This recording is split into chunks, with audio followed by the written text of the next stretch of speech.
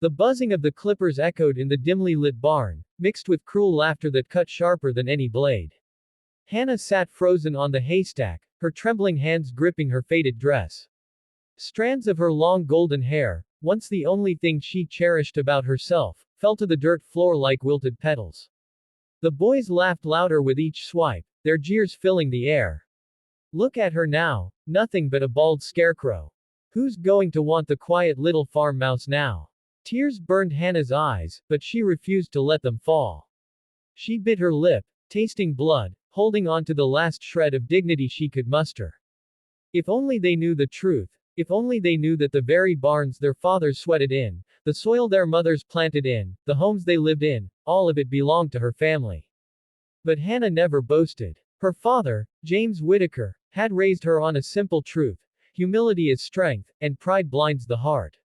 He taught her to live quietly, to let others underestimate her, and to trust in God's timing.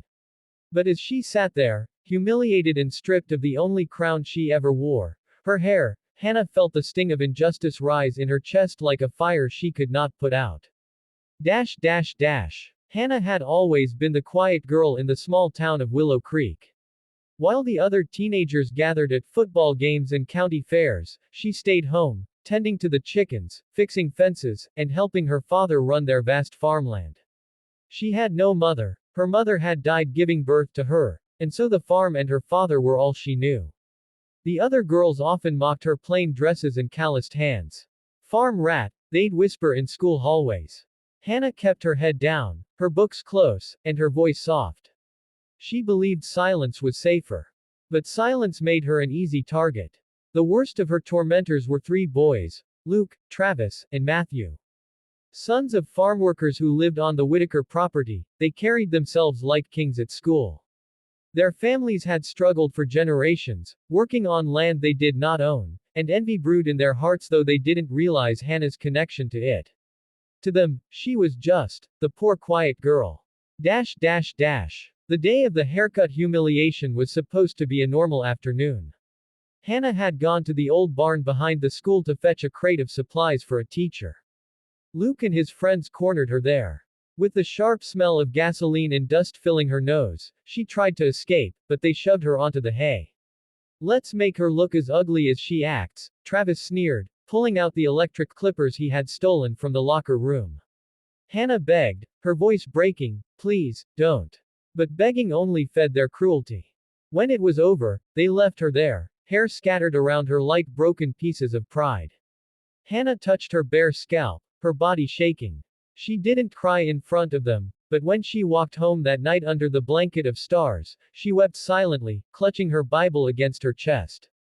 Her father noticed immediately. James stood on the porch, waiting for her, and his face fell when he saw her shorn head. His weathered hands clenched, anger flashing in his usually calm eyes. Who did this to you? He asked, his voice low but firm. Hannah only whispered, it doesn't matter, Daddy. It's just hair. But James knew it wasn't just hair.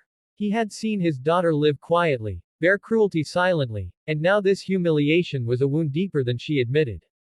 Still, he wrapped his arms around her and prayed over her, his words breaking the night's silence. Lord, give my child strength. What others meant for harm, let you turn it for good. Days turned into weeks. Hannah returned to school with her head uncovered, despite whispers and stares. Some mocked her. Some pitied her. But she walked with quiet dignity. The boys boasted of their cruelty among friends, laughing at how she had done nothing to retaliate. But rumors travel fast in small towns. And one rumor, that Hannah was not just any farm girl, but the heiress of the Whitaker lands, began to spread. It happened during a town meeting at the church. Pastor Allen was discussing the upcoming harvest festival, which always took place on the Whitaker fields. When he casually mentioned thanking the Whitaker family for lending their land year after year, the boys' parents turned to look at Hannah. Wait, Luke's father muttered. You mean James Whitaker owns all that land? The fields we plow. The truth hit the room like a lightning bolt. Whispers rose among the congregation, eyes darting toward the quiet girl in the back pew. The boys froze, their faces pale. They had tormented the very daughter of the man whose land put food on their tables. Dash dash dash. The next day, their father summoned them with fury. Do you know what you've done? Travis's father bellowed, his fists slamming the table. You dishonored the very family we owe everything to. For the first time, the boys felt shame. Their arrogance crumbled into fear. They were ordered to apologize, but how could words undo what they had done? Dash dash dash. At school, they approached Hannah awkwardly, their voices small. Hannah, we're sorry, Luke muttered, not meeting her eyes. Hannah looked at them, her eyes steady but filled with something they didn't expect, grace. She should have spat hatred. She should have exposed their cruelty. But instead, she simply said, I forgive you. The words cut deeper than revenge. Dash dash dash. The weeks passed, and harvest season arrived. As tradition, the entire town gathered to work the Whitaker fields and celebrate afterward with music, food, and prayer. Hannah stood beside her father, still bald but radiant with quiet strength. People no longer saw her as the farm mouse, they saw her courage, her dignity. When Pastor Allen invited Hannah to speak at the festival, her voice trembled at first but grew strong. Sometimes people will try to take away what makes you feel beautiful, she said. They may laugh at your silence, mistake your humility for weakness, or even try to break your spirit. But beauty doesn't come from hair or clothes, it comes from how you carry your heart. And strength comes from forgiveness, not revenge. The crowd stood in silence, many moved to tears. Dash dash dash. Years later, Hannah would become more than just a quiet farm girl. She took over the Whitaker lands after her father passed, turning them into one of the most prosperous farms in the region. She created scholarships for local children, ensuring that no child of a farm worker felt trapped by their circumstances. Luke, Travis, and Matthew. They grew into men who worked under her leadership, forever humbled by the memory of what they had once done. They came to respect her not just as their landowner, but as a woman of grace and unshakable strength. And Hannah, who once cried under the stars, clutching her Bible, walked with her head high, her heart full, and her faith unbroken. Because the farm girl they once mocked had always been richer than them, not in land alone, but in spirit. The autumn breeze carried the sweet scent of apples and hay across Willow Creek. It had been 2 years since that humiliating day in the barn, and though Hannah's hair had grown back, longer and thicker than before, the memory of the cruelty lingered like a scar. But scars, Hannah had learned, were proof of survival. The once quiet farm girl was no longer overlooked. She had taken a larger role in managing the Whitaker lands, surprising even the older men in town with her sharp business sense and compassion. While many landowners sought only profit, Hannah cared deeply for the people who worked the fields. She raised wages, ensured families had fair housing, and even opened a small community library in an unused barn, where children could come after school to read. Her kindness did not go unnoticed. But with greater influence came new challenges. Dash dash dash. One summer, disaster struck. A drought scorched the land, turning green pastures into cracked, dusty plains. Wells ran low, crops withered, and desperation filled the hearts of farmers across the county. Families who had once mocked Hannah now came to her door, pleading for help. She was only 19, but the weight of their eyes on her made her feel older. Hannah spent sleepless nights with her father's old ledger books, praying for wisdom. If she charged full rent, families would starve. If she forgave their debts, the farm might go under. The memory of the barn, of laughter at her expense, rose in her mind. It would have been easy to say, now you know how it feels. You mocked me, now you can suffer. But that was not Hannah's way. Instead, she gathered the town at the church once again. Standing at the pulpit, with her Bible in hand, Hannah spoke with trembling conviction. We cannot control the rain. We cannot force the ground to give what it will not. But we can share what we have. No family should go hungry while another has food. No child should suffer for mistakes they didn't make. I will forgive every family's rent until the drought ends. We will bear this burden together.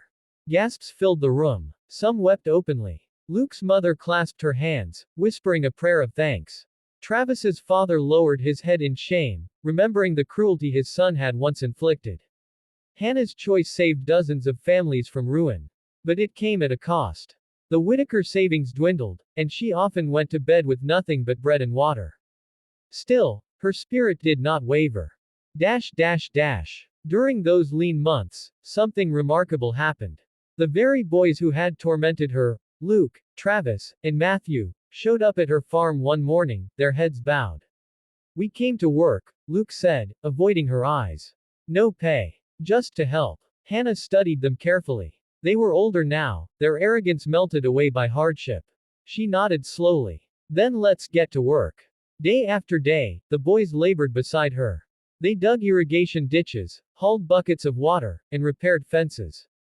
For the first time, they saw the true strength it took to run the Whitaker land, not just muscles, but heart. As the sun beat down, Hannah's quiet determination humbled them more than any punishment ever could. Dash dash dash. When the rains finally returned, the fields of Willow Creek bloomed brighter than ever. The town gathered in celebration, singing hymns of gratitude.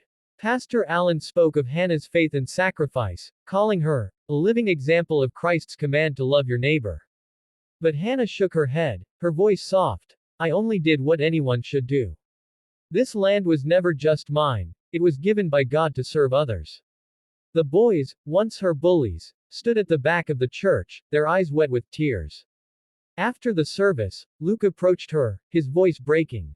Hannah, we took your hair, we tried to take your dignity.